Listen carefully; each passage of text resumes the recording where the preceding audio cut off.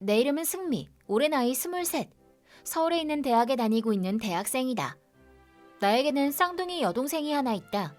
동생은 운동선수로 고등학교 때부터 지방에서 혼자 떨어져서 기숙사 합숙 생활을 했고, 대학에서도 운동을 지속하다 보니 몇 년이 지나도록 제대로 얼굴을 본 적이 없다. 내 생각에 강미는 언니인 나를 예전부터 별로 좋아하지 않았던 것 같다. 초등학교 무렵에는 나에게 승미, 너는 진짜 못생겼어. 네가 못생겨서 내가 너무 창피해. 너랑 나랑 다들 닮았다고 하는데 그럼 너도 못생긴 거 아니야? 짜증나니까 나한테 오지 마. 멀리 떨어지란 말이야. 라는 말을 했다. 부모님들도 언제나 동생 편만 들었다. 엄마, 승미가 아이스크림 혼자만 먹고 난 안 줘. 강미, 너는 방금 먹었잖아. 승미야, 넌 언니가 돼서 동생한테 그럼 못 써. 겨우 몇 초밖에 차이 안 나는데 왜 자꾸 나만 뭐라고 해? 또 말 대답한다. 강미야, 엄마가 나중에 아이스크림 또 사줄게. 이번만 참자. 응? 우와, 신난다. 엄마가 그럴 때마다 강미는 마치 승자라도 된 양 득이양양한 얼굴로 나를 내려다봤다. 그리고 그런 관계는 지금껏 계속되고 있다. 엄마 지금 강미한테 좀 다녀올 테니까 너는 네가 알아서 밥 차려 먹어. 알았지? 알았어. 근데 강미한테 무슨 일 있어?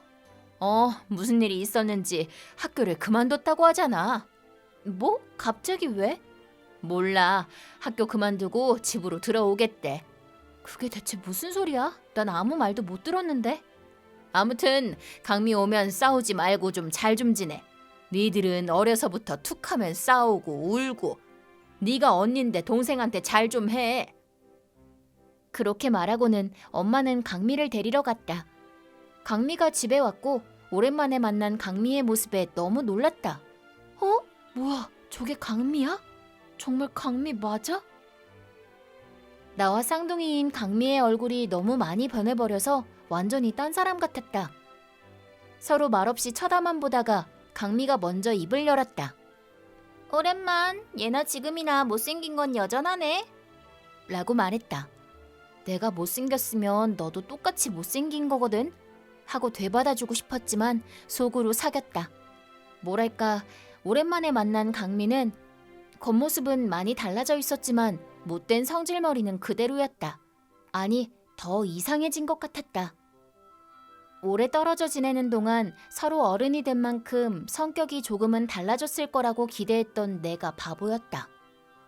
강미는 자기의 외모가 예전보다 예뻐졌다는 자신감에 가득 차 있었는데 나를 보더니 너는 그 얼굴을 들고 용케 살아있다. 나랑 쌍둥이라고 하면 누가 믿겠어? 나 있잖아. 곧 모델로 데뷔할 거야. 갑자기 웬 모델이야? 얼마 전에 모델 에이전시에 스카우트 됐거든. 대단하다.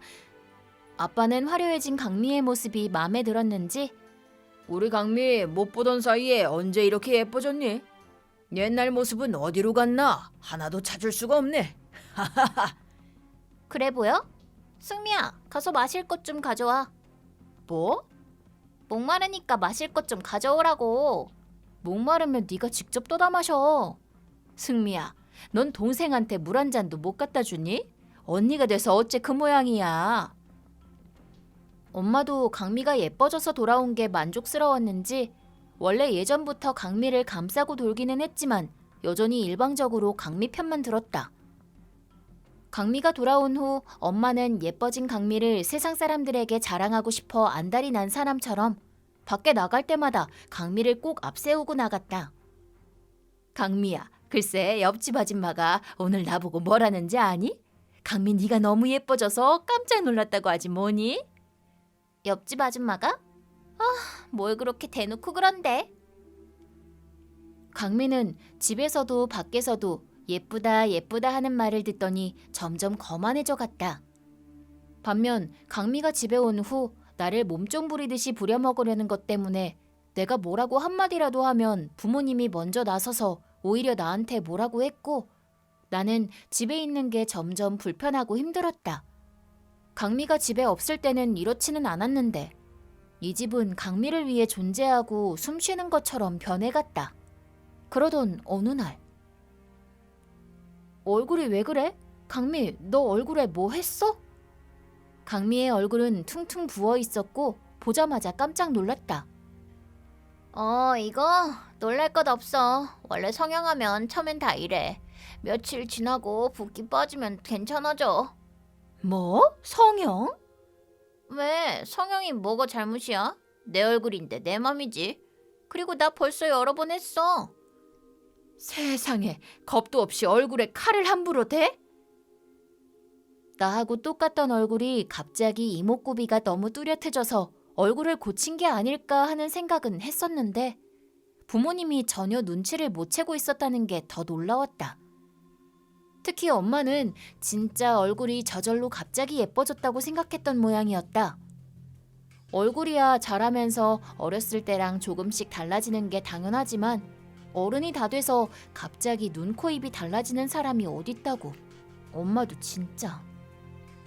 속으로 그런 생각을 하면서 엄마와 강미를 쳐다보고 있었는데 엄마, 그거 다 옛날 생각이야. 근데 얼굴 성형하는데 돈이 엄청 많이 들었어.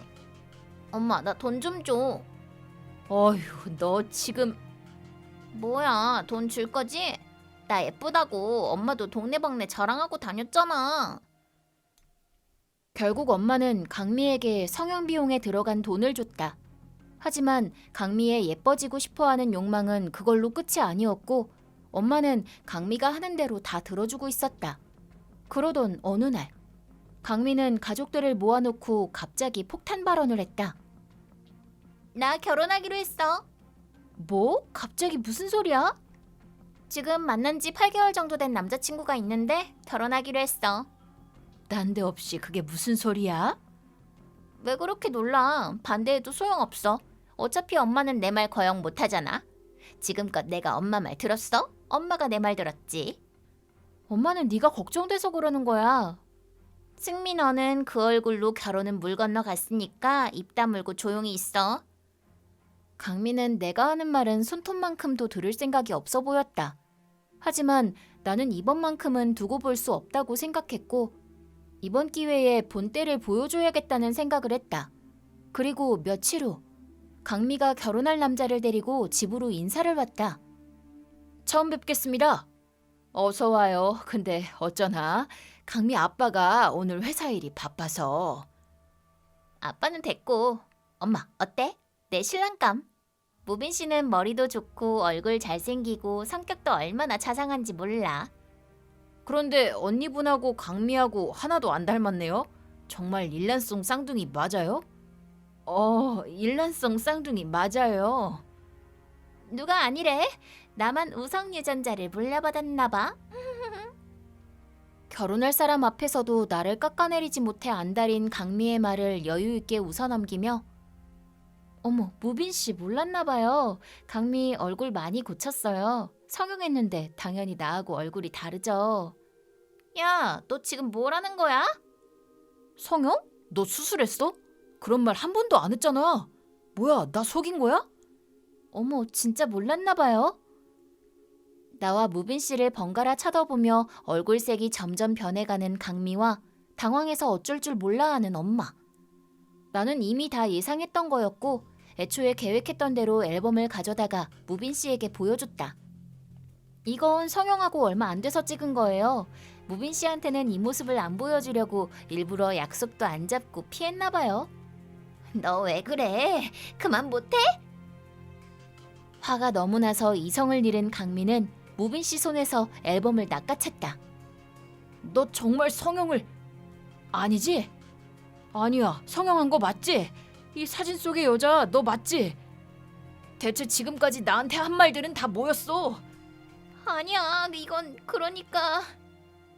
무빈 씨 앞에서 강민은 자기 미모를 질투하던 언니에게 구박과 괴롭힘을 받으며 집에서는 있을 곳이 없는 가여운 동생을 연기해왔던 모양이다. 그렇다면 내가 널 지켜줄게.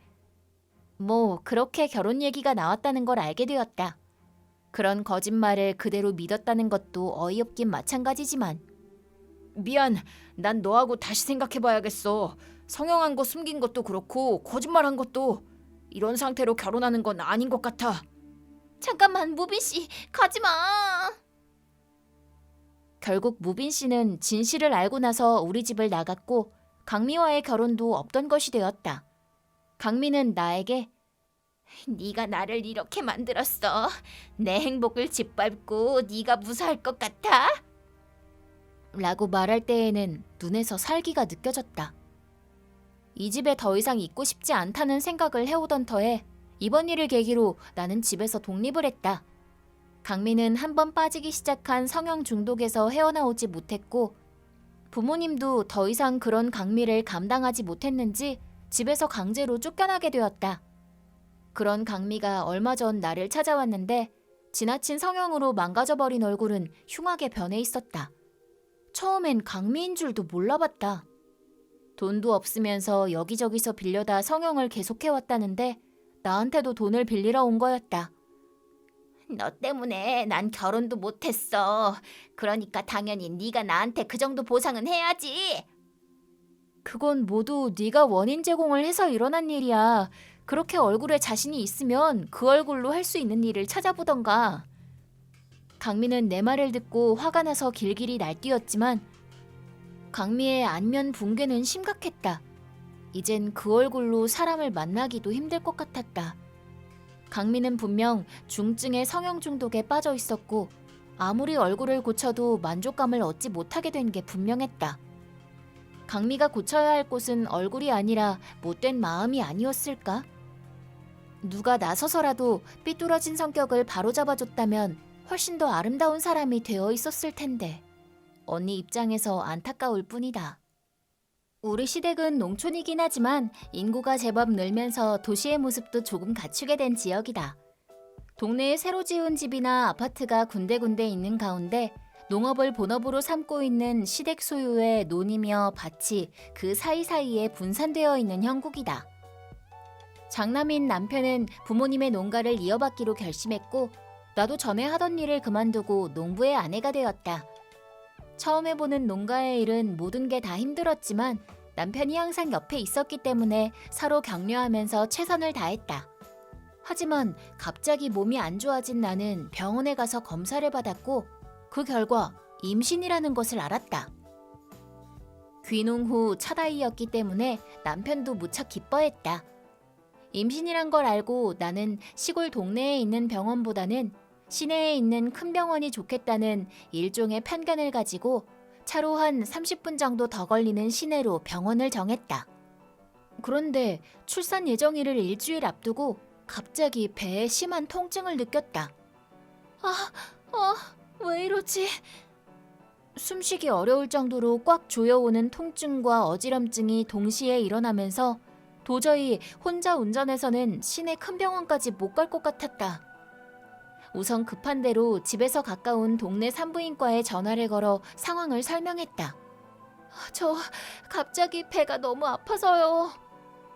그러자 내가 진료를 받는 환자가 아님에도 불구하고 전화를 받은 의사 선생님은 마침 왕진 때문에 밖에 나와 있었어요.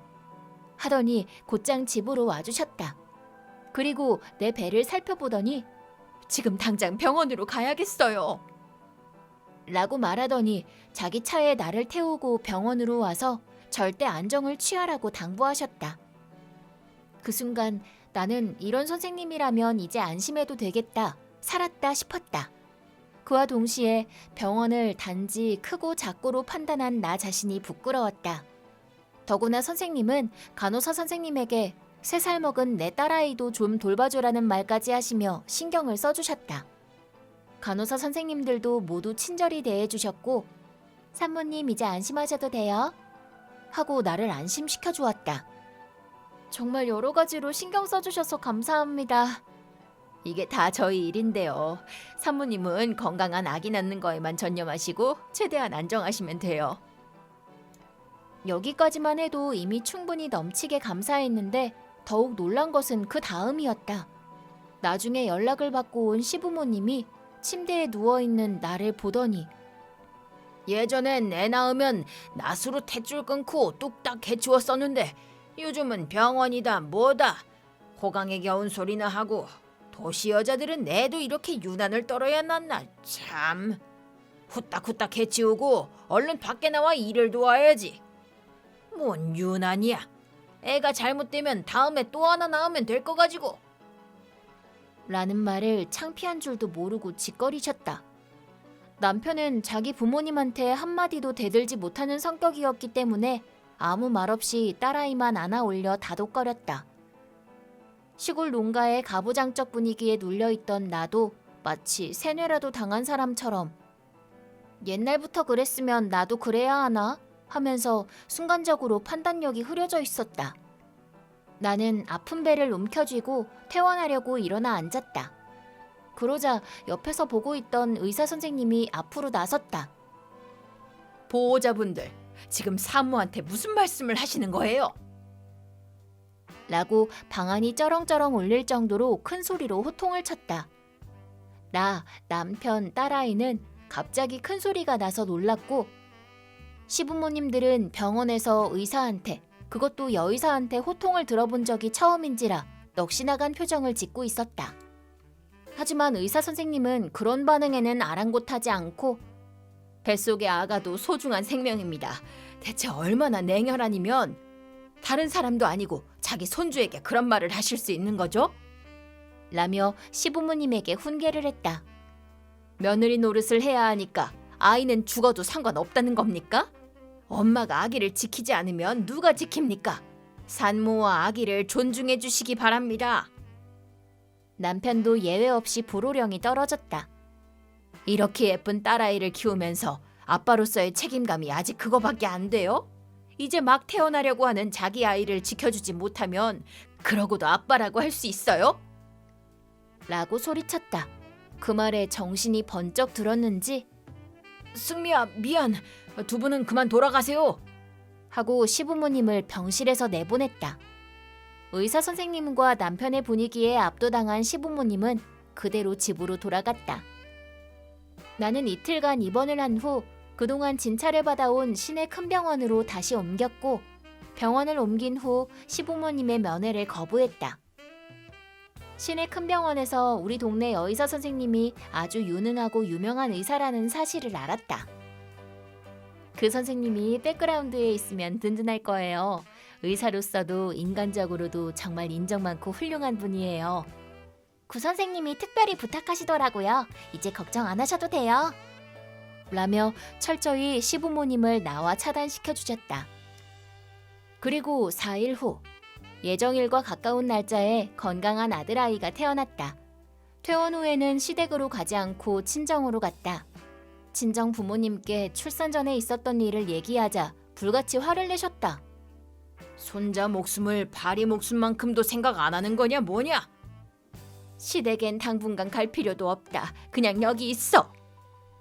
라며 아이들을 볼 때는 꽃처럼 환하게 웃다가 시부모님 얘기가 나오면 금세 얼음처럼 차가운 표정으로 변했다.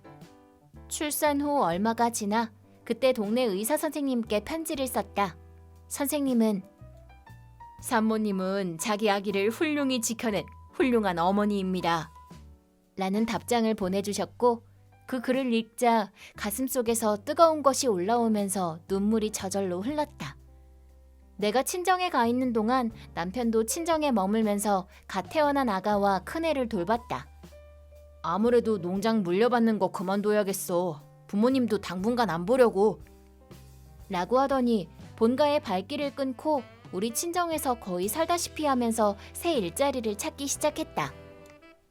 친정 부모님도 아이들과 나를 우선으로 생각하는 남편의 마음이 전해졌는지 우리 가족을 진심으로 응원해 주셨다. 다행히 남편은 새 직장을 어렵지 않게 찾았고 그 길로 시댁과의 동거는 완전히 끝이 났다. 나중에 남편에게 전해들은 얘기로는 동네 산부인과로 시댁 친척들이 다 같이 쳐들어가서 원장 선생님한테 거기 여의사가 당신 딸이라며? 당신 딸 때문에 우리 아들하고 며느리가 손자 손녀를 데리고 집에서 나가버렸어. 이거 어떻게 보상할 건가? 라고 항의를 했다고 한다. 만일에 대비해 남편과 친정 식구들, 이웃분들, 지구대까지 동원해서 철저히 경계했기 때문에 친정은 별 문제 없이 지나갔다. 원장 선생님은 자기 딸이기도 한 그 여의사 선생님의 판단과 행동을 두둔하면서도 관록을 발휘하여 일련의 소란스러웠던 일을 원만하게 처리하셨다고 한다. 우리 가족은 남편이 새 직장에 잘 적응한 덕에 새로운 보금자리도 마련하게 되었고 내 식구가 단란하게 지내고 있다. 적지 않은 시간 우리를 돌봐주신 친정 부모님께는 감사한 마음뿐이다. 시댁은 동네에서 농장을 이어받으려던 장남이 가족을 데리고 나가버렸다는 소문이 파다하게 퍼졌다고 한다. 처음엔 시부모님들도 적당히 둘러댔는데 산후조리하러 친정에 가 있는 건데 좀 있으면 올 거예요. 하지만 적당히 둘러대는 것도 한계가 있고 비밀이 없는 시골 동네라서 거짓말은 금방 탄로 났다. 장남 부부와 사이가 나빠지면서 본가에서는 아예 나간 거라는 소문을 모르는 사람이 없게 되었다고 한다. 남의 집에 숟가락이 몇 개인지도 다 알 정도의 작은 마을에서 병원의 간호사가 시부모님이 내게 했던 폭언을 아는 사람에게 말했고 그 사람은 또 다른 사람에게 세상에 사람의 탈을 쓰고 어쩜? 자기 손주 목숨보다 농사일이 먼저라는 거야? 사람도 아니네.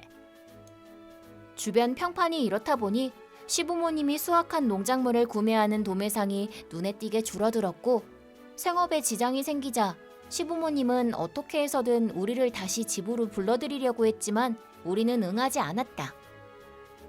농가를 돌볼 일손도 없고 거래하던 도매상도 줄어들고 그런 악순환이 거듭되다 보니 시부모님은 가지고 있던 땅을 내놓게 되었다고 한다.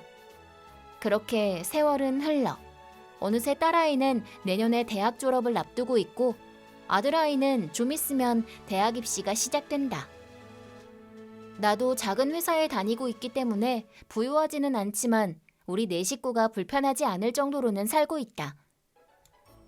그때 우리가 농가를 포기하고 시댁과 연락을 끊은 뒤로는 시부모님과는 거의 만난 적도 없고 아이들도 보여준 적이 없다. 시부모님들은 애를 낳았으면 인사를 하러 오는 게 상식 아니냐? 라고 몇 번인가 불편한 연락을 하신 적이 있지만 내가 끝까지 무시했다.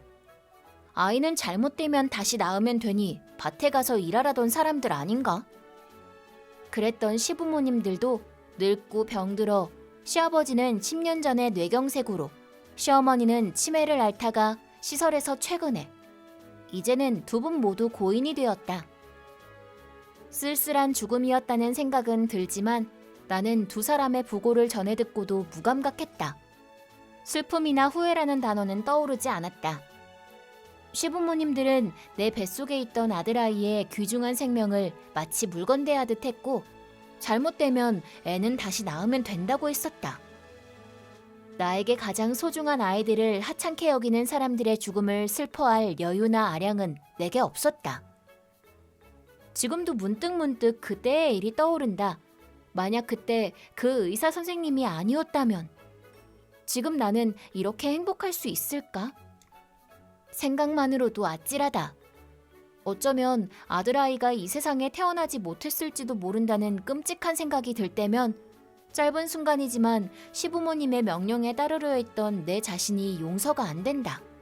스스로 내 목이라도 조르고 싶어질 정도이다.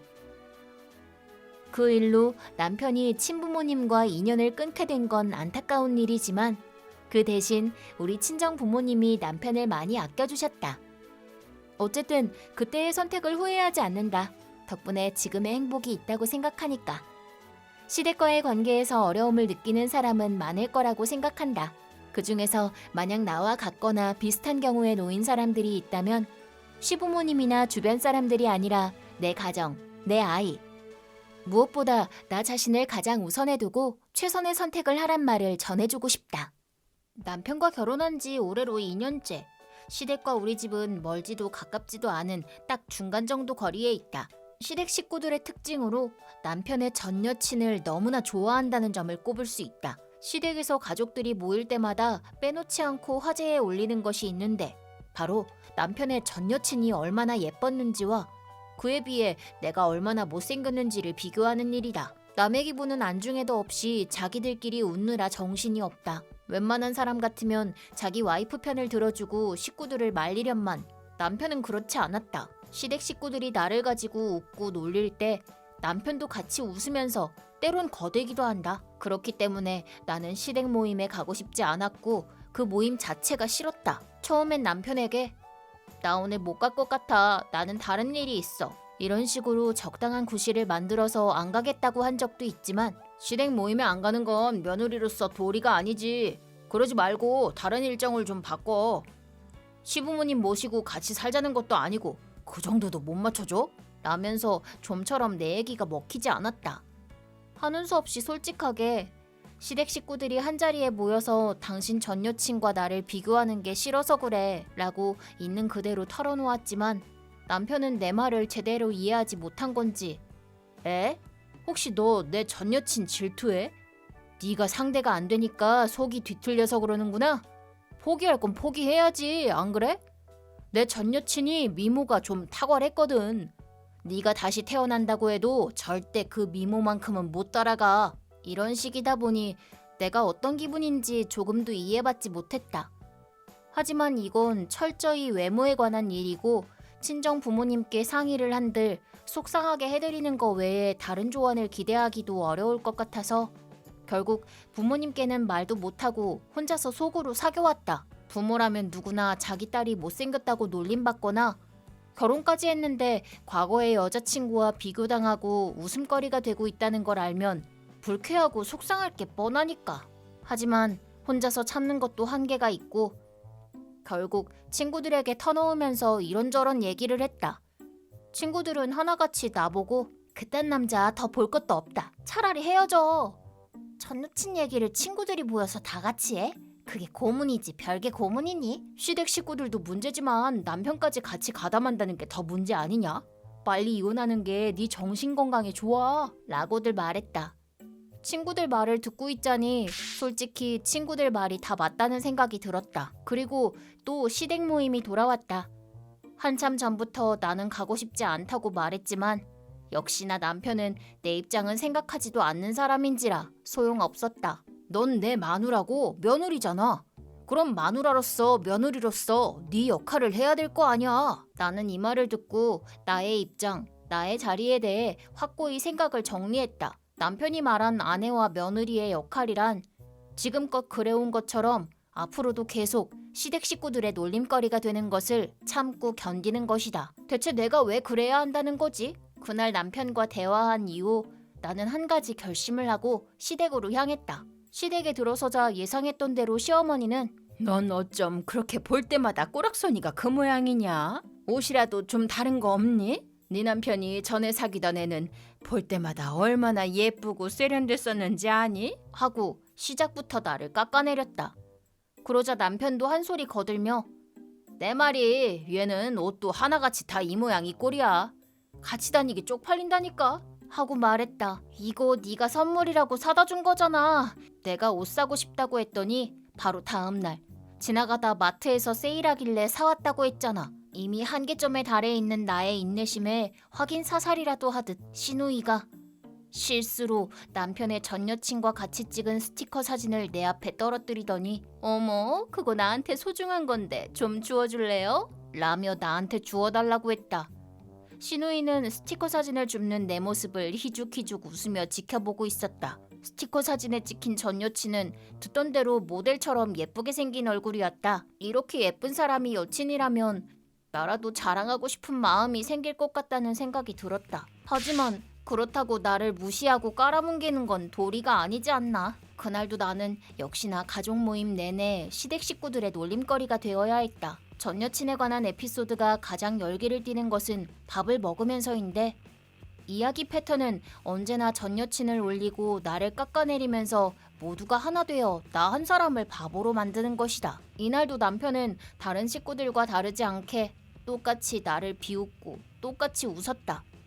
그냥 웃는 정도가 아니라 걔는 예쁘긴 진짜 예뻤는데 다른 사람들한테 소개하면 다들 부러워하고 난리였어 하면서 온갖 에피소드를 다 끌어내며 분위기를 고조시켰다. 그런 얘기를 굳이 내가 있는 앞에서 하는 저의가 뭐지? 미안하게 됐네.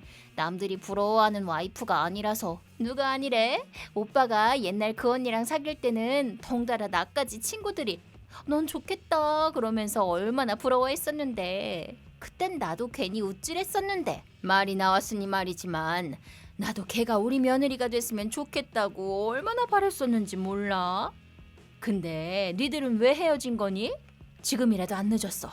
얘하고 이혼하고 니들 다시 만났으면 좋겠다. 라고 시어머니가 말하자 온 가족이 약속이나 한 듯 다 같이 한바탕 웃었다. 왜 헤어졌는지 이유는 듣지 못했지만 그렇게 예쁜 여자라면 아마도 남편이 차인 게 틀림없다는 생각이 들었다.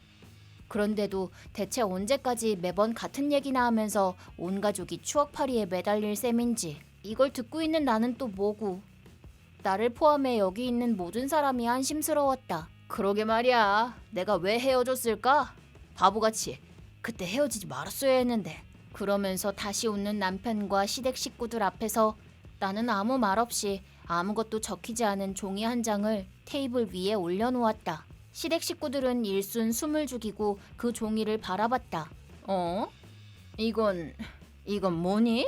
라고 시어머니가 의아한 얼굴로 나를 보며 물었다. 이거요? 이거 뭔지 모르세요? 이거 이혼 서류예요. 마침 이혼했으면 좋겠다는 얘기도 아까 나왔고 서로 긴 얘기는 필요 없겠네요. 지금 바로 사인해줘요. 라고 말하며 남편에게 펜을 건넸다.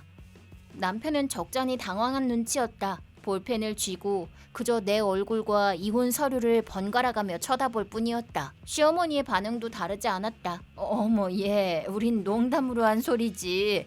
그걸 너는 진담으로 받아들이면 어떡하니? 라며 갑자기 나를 얼르기 시작했다. 나는 내 의지를 보여줘야겠다는 생각에 농담이요?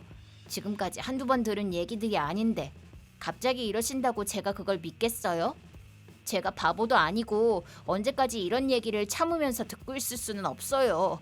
제 정신건강을 위해서라도 이혼하고 싶어요. 나를 깔아내리는 사람들과 똑같이 낄낄거리면서 웃는 남편은 더 이상 필요 없어요. 필요 없어. 불필요한 존재라고. 알아들어?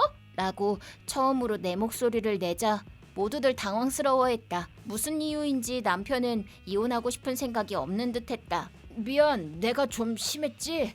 그냥 우리끼리 웃자고 한 게 도가 지나쳤나 봐. 그냥 웃자고 한 얘기?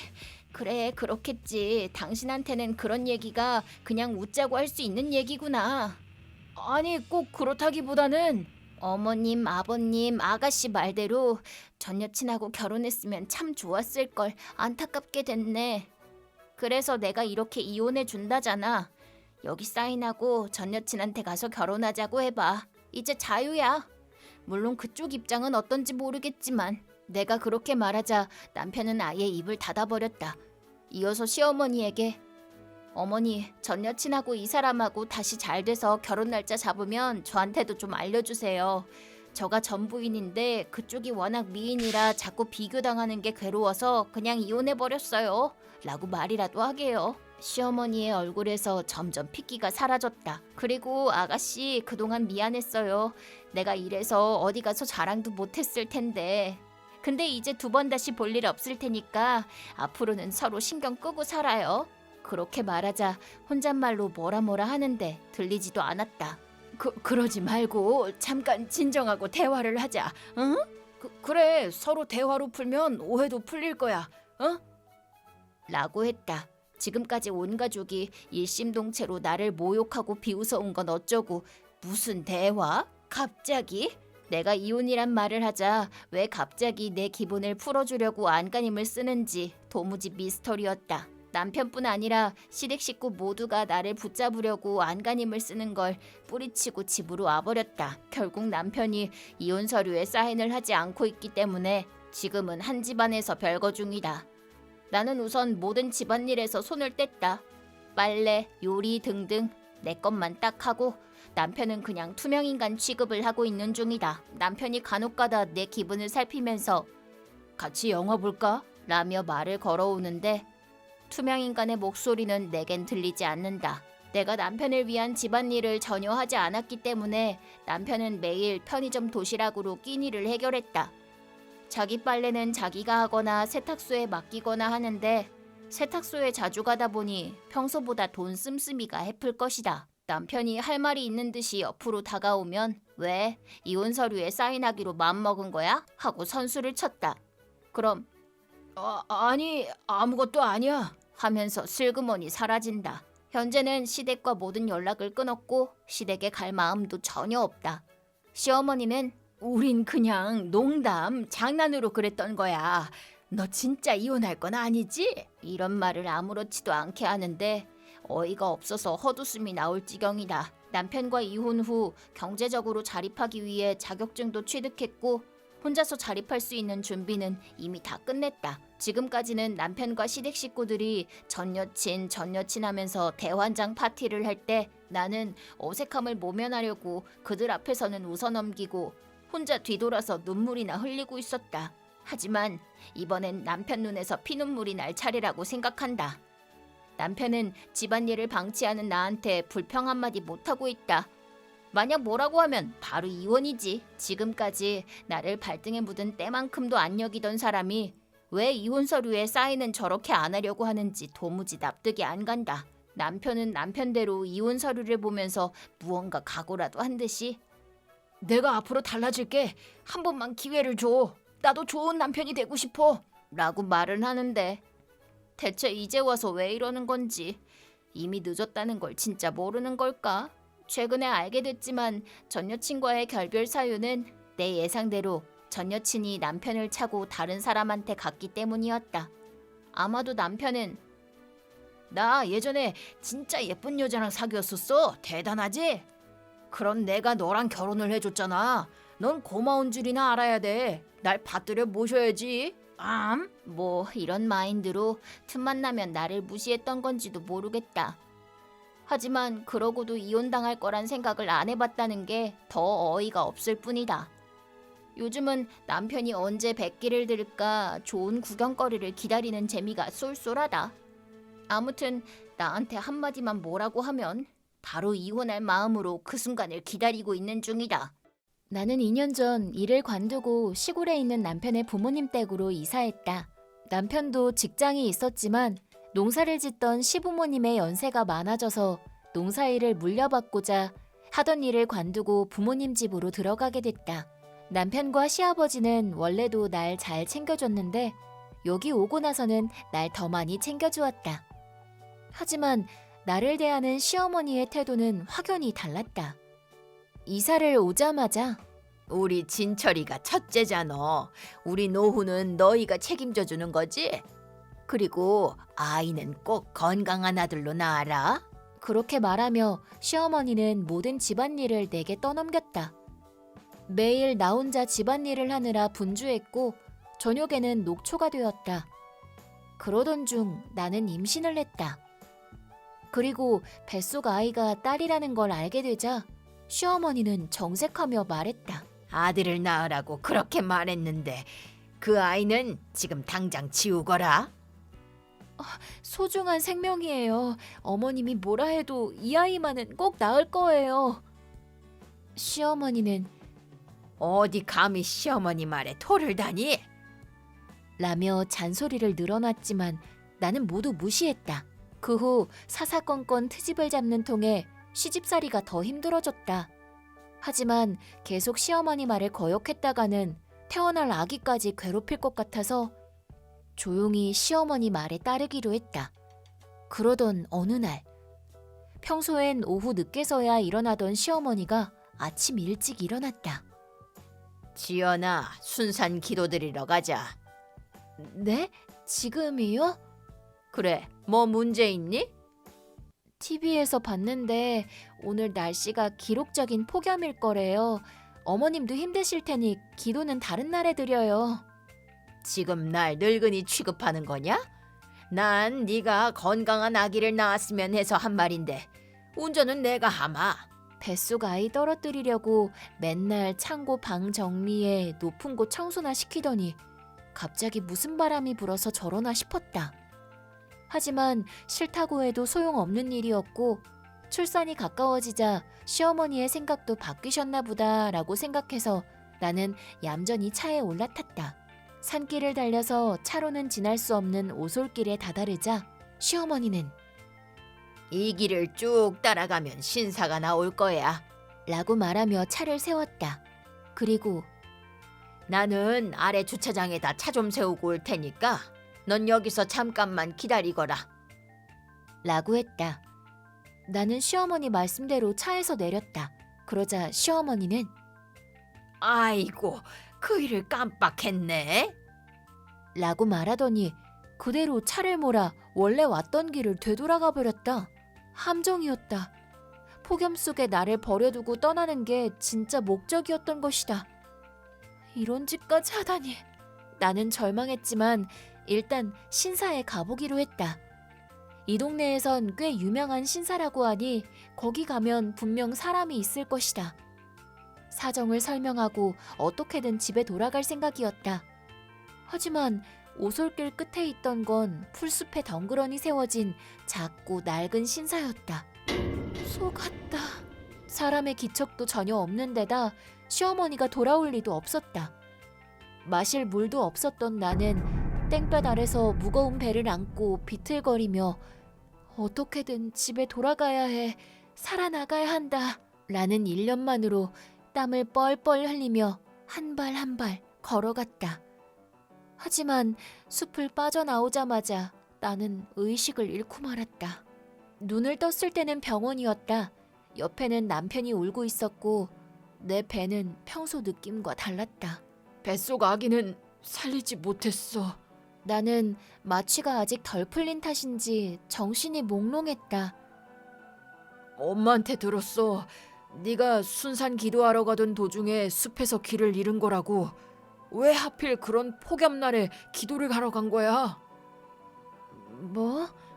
남편 뒤에 있던 시어머니는 시아버지에게 지연이가 막무가내로 기도하러 간다는 걸 내가 말렸어야 했는데, 그리고 내가 좀 더 빨리 발견했더라면 미안해요. 정말 미안해요. 그렇게 말하며 거짓 눈물을 흘리고 있었다. 나는 아니라고 말하려고 했지만 납작해진 배를 만지며 생각했다. 여기서 그런 말을 해봤자 이 아이는 돌아오지 않아.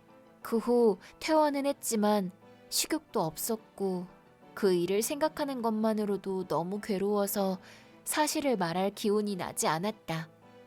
남편과 시아버지는 나를 걱정했지만 오히려 살판이 난 시어머니는 임신 중엔 마음이 불안해져서 갑자기 엉뚱한 말이 나오기도 해요. 그니까 푹 쉬게 내비둡시다.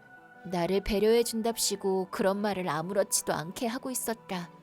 하지만 그 말을 듣고 이혼당하는 한이 있더라도 시어머니에게 복수하기로 결심했다. 다음 날 아침, 남편과 시아버지를 배웅하고 자고 있던 시어머니의 몸을 검은 테이프로 둘둘 말았다. 평소엔 큰 소리가 나도 낮까지 절대 일어나지 않는데 오늘은 뭔가 이상한 걸 느꼈는지 눈을 떴다. 이게 뭐니? 이 다음 딸을 낳게 됐을 때 연습을 해볼까 해서요. 남편이랑 아들한테 다 말할 거야? 말하세요. 두 사람한테는 이미 허락을 다 받았거든요. 뭐라고? 허락을 받았다는 건 거짓말이다. 하지만 일하는 남편에게 전화로 이 복수에 대해 알리긴 했다. 남편은 전화 너머로 일단 진정해. 지금 당장 갈 테니까. 라고 당황하며 말했다. 나는 자, 아가, 엄마가 만든 이유식이란다. 맛있을 거야. 엄마가 먹여줄 테니 하렴. 그렇게 말하고는 방금 만든 뜨거운 죽을 한 숟갈 듬뿍 떠서 시어머니 입안에 쑤셔 넣었다. 뜨거워. 으아!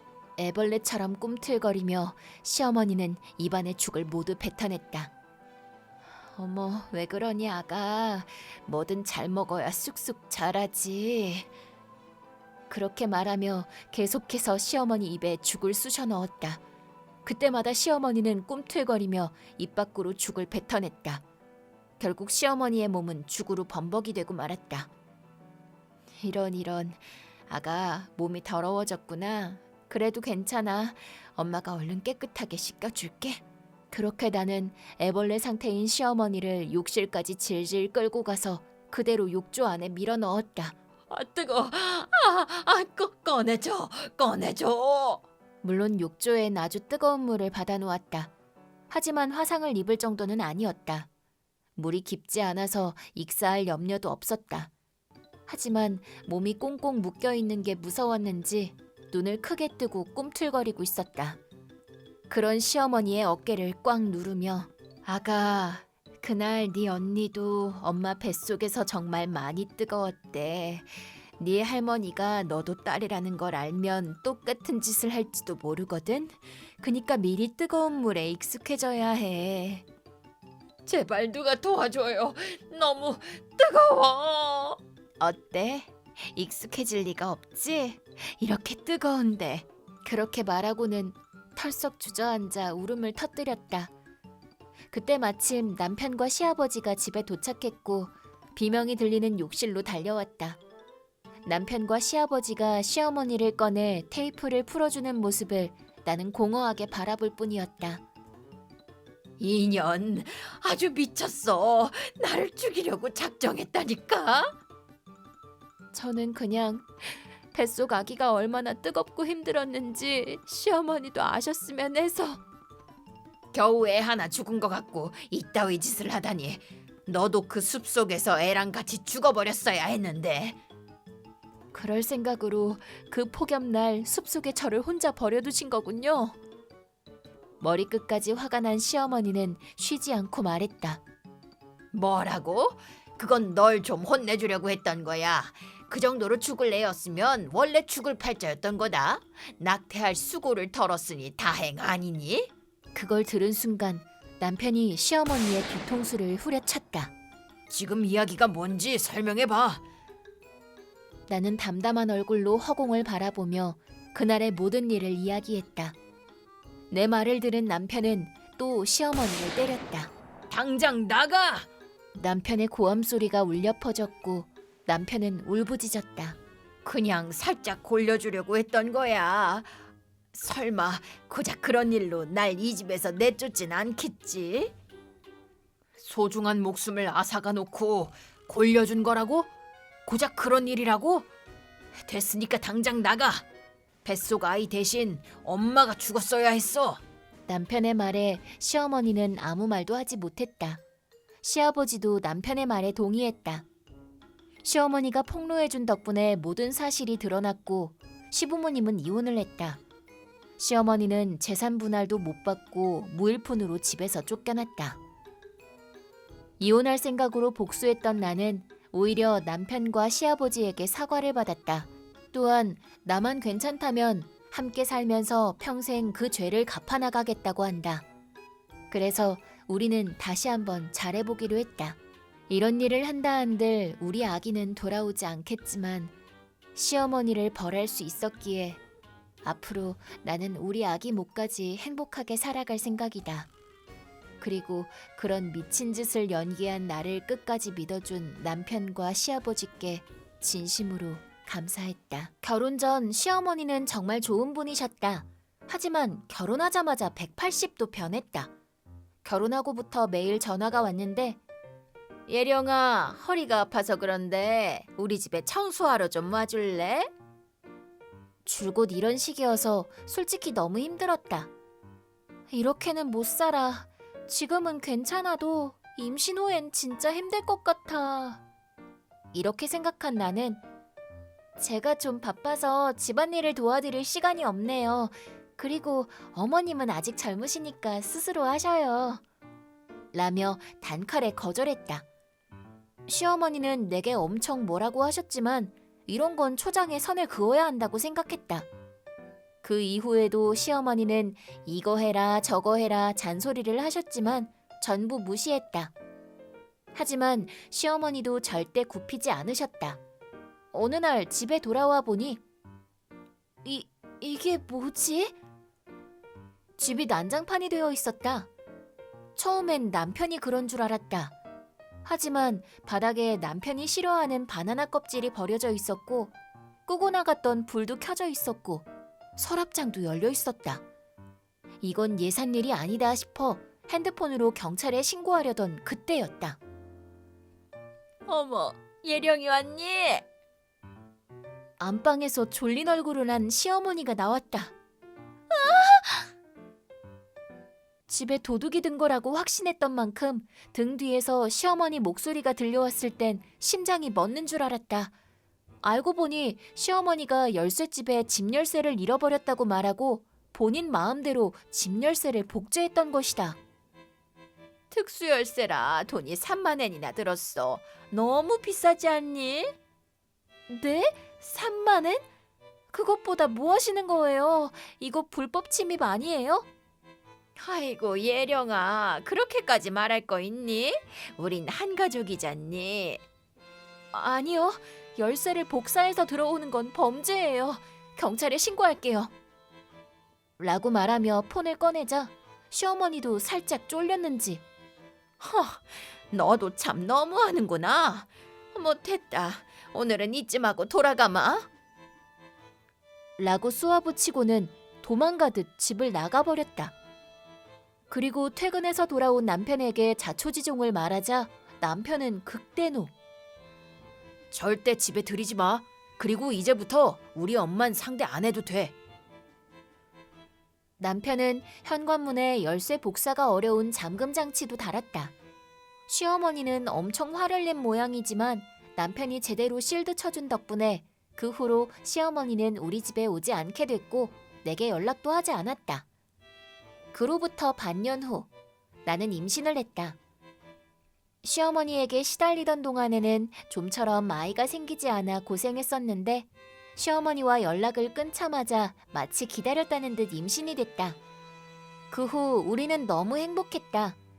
하지만 이 당시 나는 시어머니에게 이 행복을 다시 빼앗기게 될 거라는 사실을 전혀 모르고 있었다. 임신 9개월이 됐을 때 시동생의 아들 형준이의 생일을 축하하기 위해 시동생 집에 갔다. 집에 도착한 우리는 놀랄 수밖에 없었는데 그곳엔 초대도 하지 않은 시어머니가 있었기 때문이었다. 시동생 부부는 우리가 올 걸 생각해서 현관문을 열어뒀는데 그 사이 시어머니가 멋대로 들어온 듯했다. 정말이지 조금도 방심할 수 없는 사람이다. 바로 돌려보낼게. 다 들리거든. 나도 형준이를 축하해주러 온 거야. 생일 축하 정도는 해도 괜찮잖아. 오늘은 얌전히 축하만 하고 갈게. 그니까 그냥 있게 해다오. 정말 아무것도 안 할 거지? 예령이한테 무슨 짓이라도 해봐. 가만 안 있어? 진짜 아무것도 안 할게. 다행히 남편이 나를 지켜준 덕분에 즐겁게 생일 파티를 할 수 있었다. 형준이가 자꾸 내 등 뒤를 어슬렁거려서 살짝 신경이 쓰이긴 했지만 뭐 이제 겨우 5살밖에 안 됐고 계속 의자에 앉아있는 것도 지루할 테니 그냥 그러려니 했다. 하지만 그 사건이 일어나고 말았다. 화장실에 다녀와 다시 의자에 앉으려던 순간이었다. 그곳에 있어야 할 의자가 없어져서 꽝 하고 세게 엉덩방아를 찍고만 것이다. 내 등 뒤에는 형준이가 승리의 포즈를 하고 있었다. 시어머니를 제외한 모든 사람들이 달려와줬고 동서가 형님 큰일 났어요. 양수가 터졌나 봐요. 라며 새하얗게 질린 얼굴로 소리치고 있었다. 조심스레 바닥을 보니 거기엔 물이 고여 있었다. 병원으로 라고 하는데 시어머니가 내 말을 뚝 끊고는 설마 저게 양수겠어? 깜짝 놀라서 오줌 지린 거 아니야? 라며 웃었다. 결국 병원으로 옮겨진 나는 전기파수를 진단받고 그대로 관리병동에 입원하게 됐다. 태어나기엔 아직 일렀기 때문에 아기를 뱃속에 조금이라도 더 머물게 해야 했고 나는 침대 위에 계속 누워 있어야만 했다. 그리고 병원에 와서 듣게 된 말에 충격을 받았다. 분명 의자를 잡아당긴 건 형준이었지만 그 일을 시킨 건 모두 시어머니라는 것이다. 할머니가 의자를 잡아당겨서 큰엄마를 놀래키면 용돈 주겠다고 했어요. 라고 울면서 자백했다. 그랬구나. 아니나 다를까. 그래서 그때 내 뒤를 자꾸 어슬렁거렸던 거구나. 잘못했어요.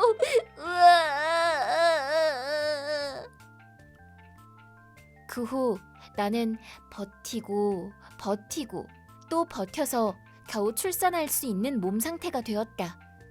그렇게 나는 촉진제를 맞고 건강한 딸아이를 낳을 수 있었다. 남편은 엉엉 울며 기뻐했고 그 얼굴을 본 나도 안심이 됐다. 출산 후 나와 아기의 건강도 순조로웠고 2주 후에는 아이와 함께 퇴원을 했다.